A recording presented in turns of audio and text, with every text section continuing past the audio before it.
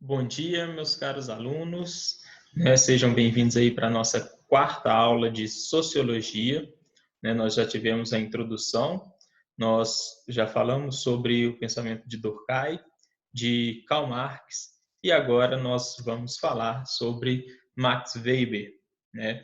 Esse sociólogo, que também tinha interesses em outras áreas, era considerado um economista, filósofo, né? Tinha interesse também em publicações na área de direito, então, era um homem completo. Ele é considerado um dos clássicos da sociologia, juntamente com os outros dois que nós já trabalhamos, tá? Por isso que ele é o terceiro aí dos três porquinhos. A principal contribuição, de Max Weber é para o método sociológico, científico, que ele apresenta uma outra forma de analisar a sociologia, diferente, de Marx e principalmente de Durkheim. Max Weber ele vai divergir bastante das ideias do positivismo, aquelas das quais Durkheim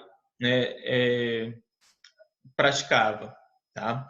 Então a gente vai compreender um pouquinho mais sobre isso. Max Weber, ele nasce no século XIX, mas ele passa pela transição aí do século XX. Então, o capitalismo já está bem formado, nas suas sociedades, já está ali no ápice, da segunda revolução industrial. Então, ele é considerado tanto um sociólogo clássico, mas também um sociólogo moderno, como se fosse o primeiro sociólogo moderno, tá? Porque os seus escritos, as suas ideias, vai influenciar até hoje, assim como os outros, mas vai ser aplicado até hoje o método sociológico defendido pelo Max Weber. Ele casou, ele era um alemão, nasceu em Erfurt, na Alemanha, e morreu em 1920. A maior parte das suas obras foi publicada após a sua morte pela sua esposa, tá? Que depois se tornou uma liderança aí do movimento feminista. Tá? Então, a grande parte das obras que nós temos conhecimento de Weber é por conta das publicações que foram feitas aí posteriormente à sua morte pela sua esposa.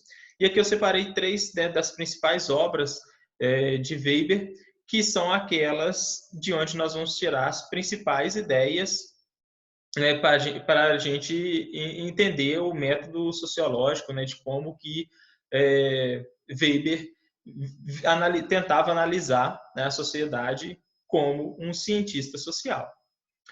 O primeiro desses livros é A Ética Protestante e o Espírito do Capitalismo.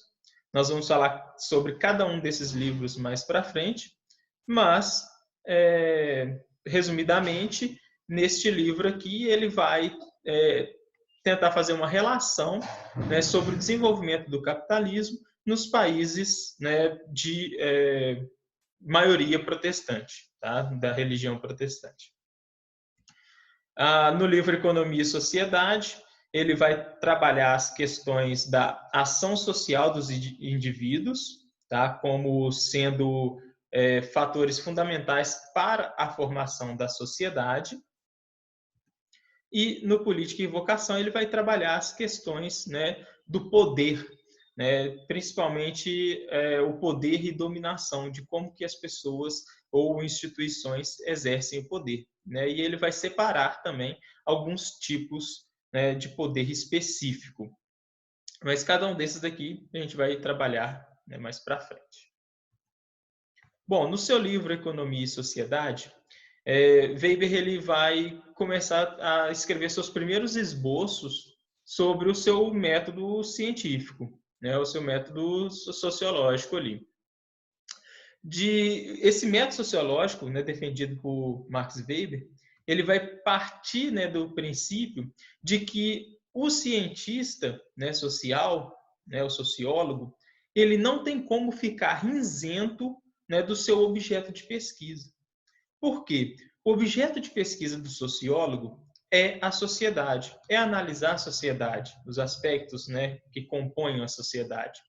E o sociólogo, por estar inserido nessa sociedade, não tem como, né, deixar de ser totalmente imparcial, né, ao analisar esse objeto de pesquisa, né, ficar isento dos seus sentimentos, dos seus costumes, dos seus valores. Tá? Então, para Weber, é impossível o cientista, né, o sociólogo, ficar isento, ser imparcial ao analisar a sociedade.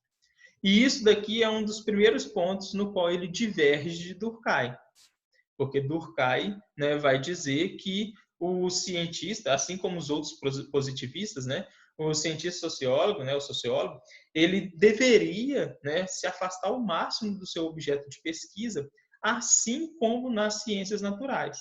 Tá?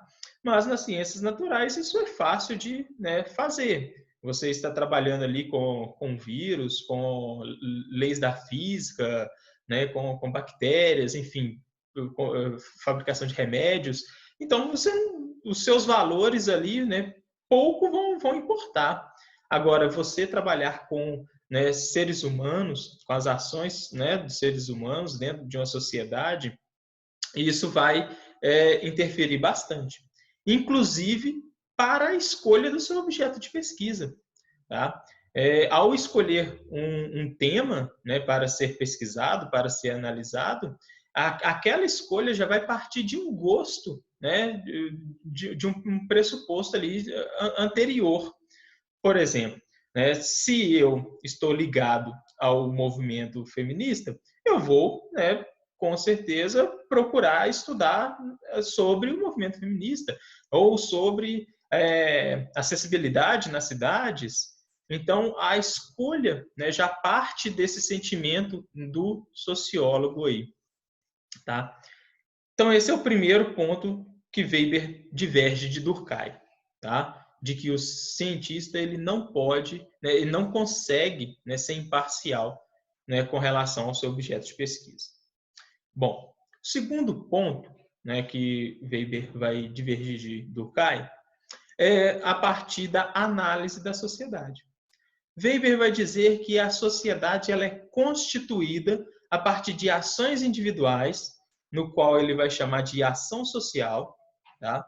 Que vai estabelecer relações com o outro. Tá? Esse outro aqui pode ser outros indivíduos, outras instituições, tá? Por isso que eu grifei ele aqui, esse outro. Então, a sociedade ela é composta por meio dessas ações sociais. Então, são essas ações sociais dos indivíduos que vai formar a sociedade. O que Durkheim falava? Né? Durkheim falava que a sociedade, as instituições eram fatos sociais, né? E já existiam anteriormente ao indivíduo. Por isso, exercia uma força coercitiva, né, sobre esse indivíduo e era exterior a ele. Então, as ações do indivíduo pouco iriam, né, mudar, ou nada, né, mudar essa sociedade, essas instituições. Então, para Durkheim, né, na linha de pensamento do positivismo, haveria uma evolução, né, dentro dessa sociedade que pouco importaria as ações individuais. Já para Weber, ele diz que essas transformações elas partem dessas ações individuais, né, que é as relações entre os indivíduos que vão constituir e transformar a sociedade. Tá? Então, esses são os dois pontos principais, né, no qual Weber diverge, né, do Durkheim e de outros positivistas. Tá? Porque o positivismo, né, recusava esse valor nas ações individuais, acreditava numa ordem e progresso, né, numa ideia de evolucionismo, né, numa ideia de evolução.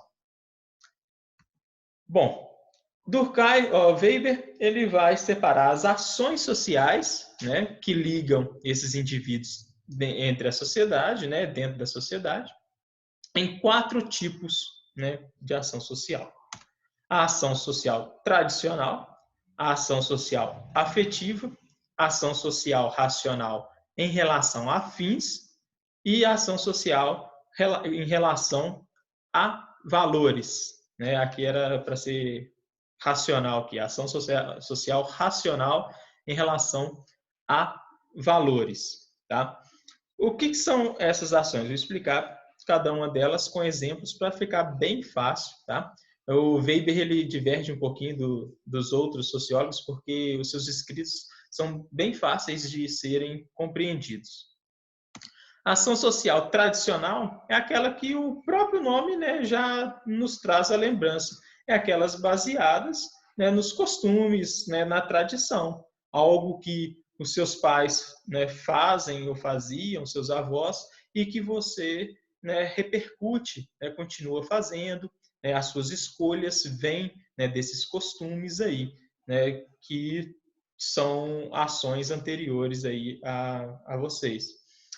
Um exemplo, a utilização de talheres para almoçar. Né? Vocês usam talheres para almoçar, né? Porque foi um costume passado para vocês. Então, essa ação, né? Essa ação tradicional, tanto quanto a afetiva, elas são irracionais. Né? A gente faz sem pensar muito nelas. Tá? Se você tivesse nascido em uma outra sociedade, provavelmente, por exemplo, na indiana, né, que eles comem com a mão, ou né, na japonesa, que eles comem utilizando hashi, então, provavelmente, os seus costumes, a sua ação, né, sobre o hábito de comer ali, seria de outra forma, tá? Então, ter o hábito de seus pais, avós, também caracteriza, né, nessa ação social tradicional. O hábito de relaxar aos domingos, tá? Isso é uma característica, né, da sociedade, né, cristã, né, principalmente, né, da católica, né, de que o domingo é o dia santo, o dia de relaxar, né? Mas para outras religiões, é, existem outros dias, né, que são importantes para descansar, tá? Então, essa ação social tradicional, ela vem aí dos costumes das tradições que nos são passadas. Bom, a ação social afetiva, né, essa é a mais irracional de todas, tá? Porque ela vai se orientar pelas emoções. E a gente sabe que as emoções, elas, né, nos levam ao engano, né? Nos tira, né, a nossa racionalidade, né? Seja pela paixão, seja pelo ódio, né? Pelo humor, né? A gente acaba não pensando tanto, né? Quando a gente pratica uma ação, né? Relacionada à afetividade. Aí aqui alguns exemplos. Ter ciúmes do amigo da namorada, né? Uma ação social, né, afetiva, e ela é irracional, né? Porque se a gente fosse racionalizar sobre isso, né, o amigo da namorada já estava ali antes, né? Ou até mesmo depois, enfim, mas é um amigo, né? Se ela escolheu estar com você, é porque ela gosta de você como namorado, e o amigo, né, para compartilhar outras coisas, enfim, né? Não, não importa, né? É, se é para conversar, enfim, né? Não faz sentido, né?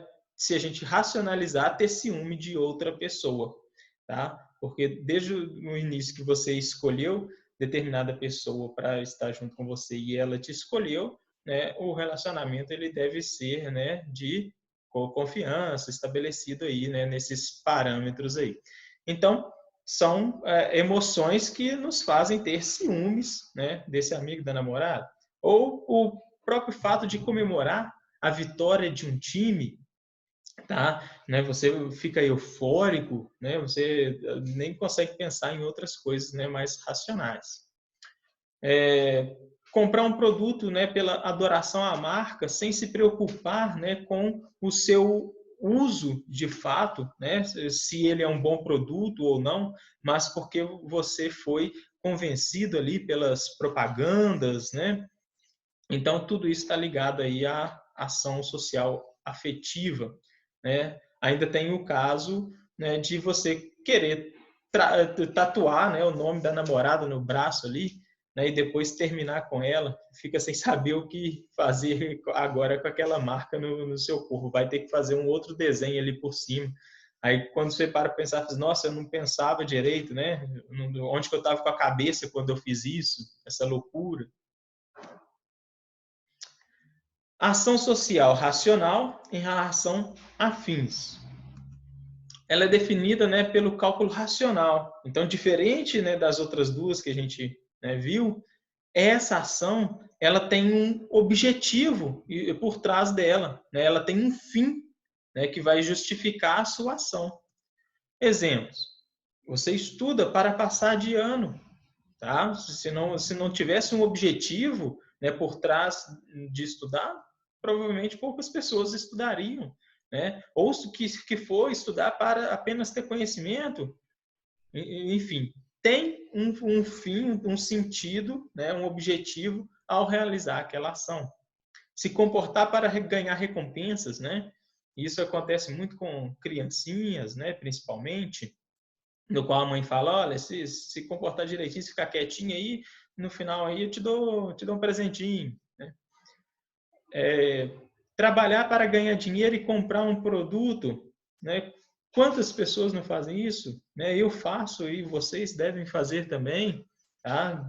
Almejar um produto, né? E a gente precisa trabalhar, né, para isso. Comprar um produto pela finalidade de seu uso também é uma ação racional. Por exemplo, eu quero começar a correr, né? Praticar um esporte, vou fazer corrida, né? Vou comprar um sapatênis para mim correr, né? Um sapato social para mim correr? Não. Então, se eu tenho a finalidade de praticar um esporte, eu vou buscar um produto com aquela finalidade, né? Então, eu vou comprar um tênis, né, com amortecedor, né? Enfim, mais leve, que não vai me prejudicar e eu vou conseguir praticar esse esporte, tá? E a ação social racional em relação a valores, tá? É aquelas ligadas aos valores individuais, aos princípios éticos, religiosos de cada pessoa, tá? E dentro dessa ação, né, social racional em relação a valores, pode parecer que ela é irracional, mas na verdade ela é racional. Porque é você que escolhe, né, a conduta que você quer seguir, né, que você quer agir. O seu comportamento é escolha sua. Exemplos: não aceitar suborno, cumprir a sua palavra, né? Você pensa sobre isso, né?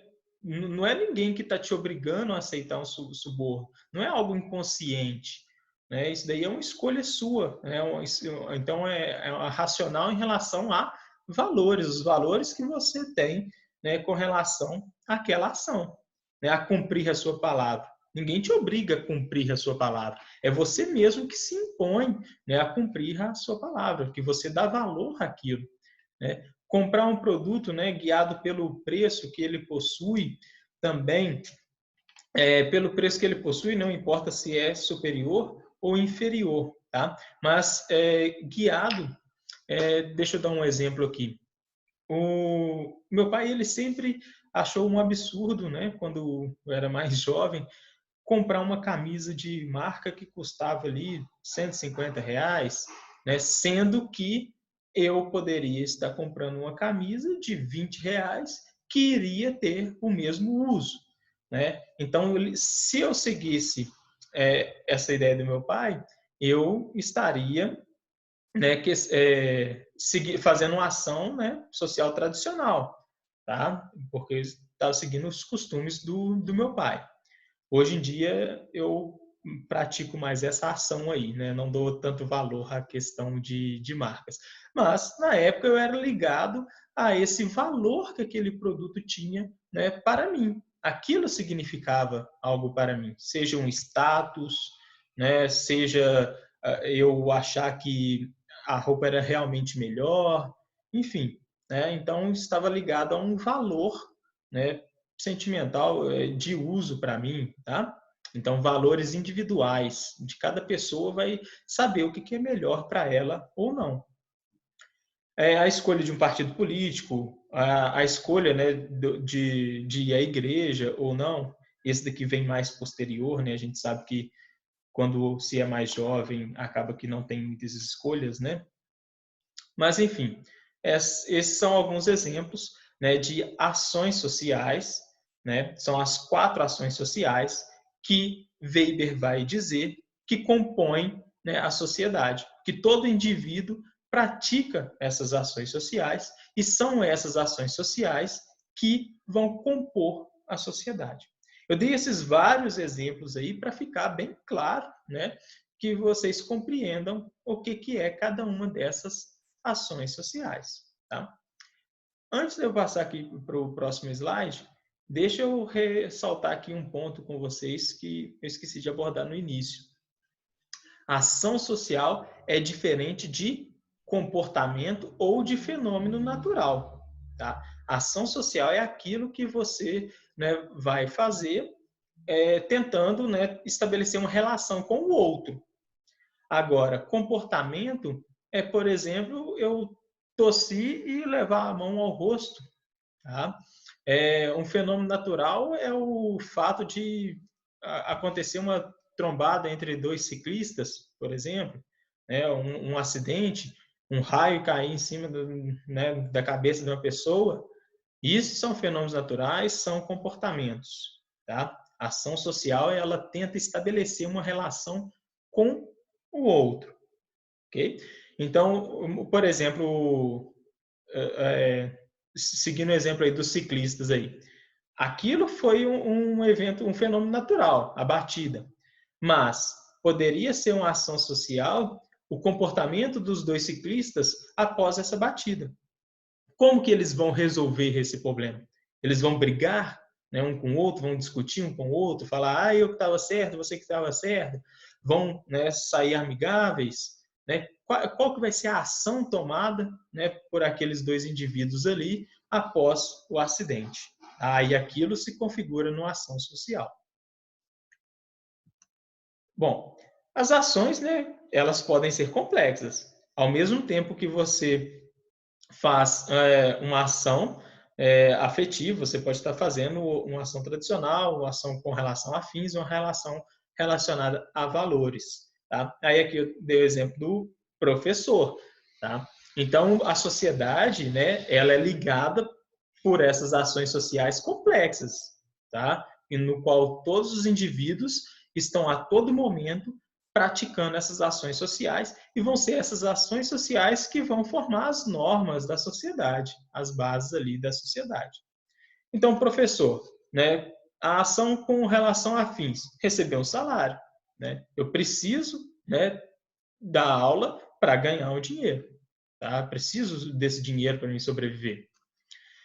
A ação afetiva é o prazer em ensinar seus alunos, tá? Todo professor ele tem um prazer ao ensinar os seus alunos, tá? É uma satisfação emocional muito grande, né? Uma sensação de interior, né?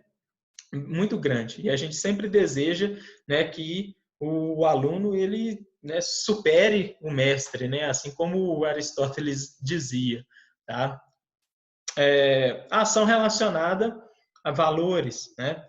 Ou seja, a importância atribuída à educação. Se eu não valorizasse, né, a importância da educação, eu provavelmente eu não estaria motivado a ensinar, né, não seguiria, né, nessa profissão, buscaria outra coisa para minha vida. A ação tradicional, né, pode ser, né, associada aqui, por exemplo, a um grande número de professores na família. Minha mãe era professora, minha tia era professora, então isso acaba influenciando nas escolhas, tá? No caso da minha família, nem tanto, tá? Mas no caso de outras famílias eu conheço que a mãe, uma tia, não sei o que, era tudo professor e os filhos também foram sendo professores, era uma família quase completa ali de professores. Tá? Então são alguns exemplos, né, de que um único indivíduo ele está fazendo essas ações, né, simultâneas aí e formando a sociedade. Bom, o Weber ele vai trabalhar também a questão do tipo ideal, né? O que é o tipo ideal para Weber? Eu coloquei aqui para vocês, né, de forma bem simples, né, de ser compreendido. O tipo ideal seria um instrumento para conceituar as explicações sociais a partir de casos particulares já vividos por uma sociedade. Tá? Olha só, esse tipo ideal, então, ele é uma ferramenta do método sociológico de Weber, tá? Que ele vai tentar compreender essas ações sociais, tá? Entre os indivíduos e estabelecer, como que eu posso dizer assim, estabelecer ligações com conceitos que já existiram anteriormente, tá? Como, por exemplo, o capitalismo. Tá? O capitalismo, né, ele surge, é um conceito. Tá? Nós temos uma ideia ideal de capitalismo. Né? O que é o capitalismo? Nós temos alguns fatores, né, que nos indicam, né, o que é o capitalismo. Tá? Mas, né, esse capitalismo ele só fica nesse tipo ideal, porque quando a gente vai ver na realidade, esse capitalismo ele é diferente dependendo do lugar e do tempo em que a gente analisa ele. O capitalismo hoje do século XXI é diferente do capitalismo do século XX. O capitalismo hoje, né, do Brasil, ele é diferente do capitalismo hoje dos Estados Unidos. Tá? Então, ele serve como um parâmetro, né? Não é um modelo perfeito a ser alcançado, né? Como uma utopia, mas um parâmetro, um modelo, né? Que a gente vai tirar como base para estabelecer, né, os estudos aí sobre o que é o capitalismo. Então, a gente utiliza o termo capitalismo com os seus conceitos básicos para estudar o capitalismo em outras sociedades, né, em outros lugares. Tá? Então, o tipo ideal é um modelo que você deve seguir. Quando o professor ele passa um trabalho e fala assim, olha, eu quero que vocês sigam esse modelo aqui, tá? Mas vocês, né, não vão copiar exatamente aquele modelo, aquele exemplo, tá? Porque no trabalho de vocês vai ter as suas características, mas vocês vão, né, não vão fugir tanto daquilo. Algumas características daquele modelo que o professor passou vai estar no seu trabalho. Então, um exemplo aqui, tá? Do capitalismo que eu falei com vocês. O capitalismo é um tipo ideal, pois utilizamos como termo para nos referirmos a um sistema que tem mais ou menos as mesmas características que supomos. Na prática, contudo, o capitalismo tem sua própria característica em cada lugar e tempo. Tá? Então, na apostila de vocês, eu dei um exemplo que eu acho que é até mais fácil, né, de ser compreendido, que é o tipo ideal de aluno. Né? A gente, ao entrar numa sala de aula, né, vamos estudar os tipos de aluno que existe. A gente categoriza lá. Nós temos o bonzinho, né, nós temos o bagunceiro, nós temos ali o quietinho, nós temos ali o engraçadinho, né, o que é engraçado. Então, nós categorizamos alguns ali. Né? O engraçado ele tem algumas características. Né? Você imagina o que é um aluno engraçado. Mas, né, nem todo aluno, né, nem toda pessoa, nem ninguém, nem nada, é 100% uma coisa só. Então, quando você entra na sala de aula, aquele aluno engraçado ali, ele pode estar num dia triste, por exemplo, e não ser, né, engraçado, estar para baixo. Né? O aluno que é estudioso estudou, né, e fez a prova rapidinho ali e depois ficou conversando. Né? Então, assim, são os tipos ideais, mas que quando a gente vai analisar, eles servem como parâmetros, né, para a gente comparar, né, com esse modelo ideal. Mas ninguém é 100% uma coisa só. Tá? Então, o capitalismo aqui, o termo, né, ele não é 100% em todos os lugares, em todos os tempos. Tá? Ele se modifica. né? Cada lugar vai trabalhar o capitalismo de uma forma diferenciada. Espero que tenha ficado, né, compreendido essa parte aqui. Caso ainda permaneça dúvidas, me mandem mensagens. Bom, agora nós vamos falar do livro, né, da Ética Protestante e o Espírito do Capitalismo. Tá? São conceitos também bem rapidinhos, bem fáceis de ser compreendidos. Tá? Nesse livro aqui, o Weber ele vai analisar, né, a história do capitalismo, né, surgida ali desde o século XV, tá, até o século XX, e ele vai traçar uma relação entre o protestantismo como influência, né, para o desenvolvimento do capitalismo. Ele vai falar que o capitalismo ele vai se desenvolver melhor nas sociedades onde que o protestantismo é a religião principal. Por quê? Para Weber, o catolicismo poderia impedir a propagação da economia em alguns países. Segundo a lógica, né, do catolicismo, eles condenam o lucro. Né? Se a gente for parar para pensar, prega uma vida de pobreza, assim, de divisão, né? Eles é contra essa acumulação, né, de bens materiais. Tanto é que é um dos 7 pecados, né, a avareza, e já o protestantismo não. O protestantismo ele defende essa acumulação de lucros, né, seguindo eles são mais disciplinados, mais ordenados, tá? E isso são características, né, do capitalismo. Se a gente for parar para pensar, né, os Estados Unidos eles foram colonizados por, né, protestantes e lá o capitalismo se desenvolveu primeiro, né, e melhor do que aqui no Brasil, tá? Que tinha uma outra lógica. Né? Então a Igreja Católica ela condenava o lucro. Já o protestantismo defendia o lucro como fruto do trabalho. Né? Porque enquanto você estivesse trabalhando, né, você não estaria praticando, pecando, né, praticando atos pecaminosos. Você não estaria jogando, gastando esse dinheiro com jogos, você não estaria, né, gastando esse dinheiro com prazeres sexuais, com bebidas. Então, o trabalho para o protestantismo, né, vai dignificar o homem, né, vai honrar o homem. E através do trabalho, então, você tem um caminho para a salvação. Tá? Então, quanto mais você trabalha, mais lucro você vai ter. Tá? E menos tempo você vai ter para gastar esse dinheiro com outras coisas que vão te desvirtuar. Tá? Então, o trabalho era... o trabalho, né, de Weber não era tentar nem criticar o capitalismo, nem defender, e também nem defender a religião protestante, nem criticar o catolicismo. Tá? Era uma análise para tentar melhor compreender esse sistema. E ele chegou nessa conclusão, então, tá? De que nas sociedades, né, protestantistas, o capitalismo se desenvolveu melhor devido a essas características que os protestantistas têm, né, de acumulação, né, fruto aí do trabalho como algo que vai proporcionar a salvação da alma dessas pessoas.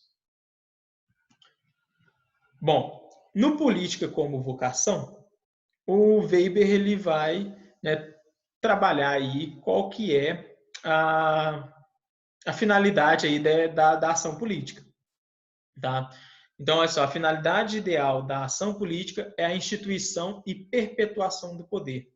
Ou seja, né, de como que o Estado e outras pessoas, outros líderes carismáticos, né, exercem uma relação de poder e dominação com outros, né, com outros, ou seja, é uma ação. Então, está tentando fazer uma ligação, uma relação com outros também. Tá?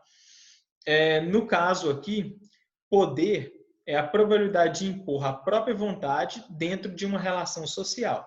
Esse poder ele pode ser exercido tanto por uma instituição quanto por uma pessoa só. E dominação é a probabilidade de encontrar obediência dentro de um grupo a um certo mandato. Tá? Por exemplo, a polícia me manda ir para casa, né, porque as ruas estão perigosas, ela está caçando ali um fugitivo ali. eu vou obedecer, né? A polícia tem essa figura aqui de poder, tá? E eu de dominação, tá? Para Weber, o Estado ele surge, né?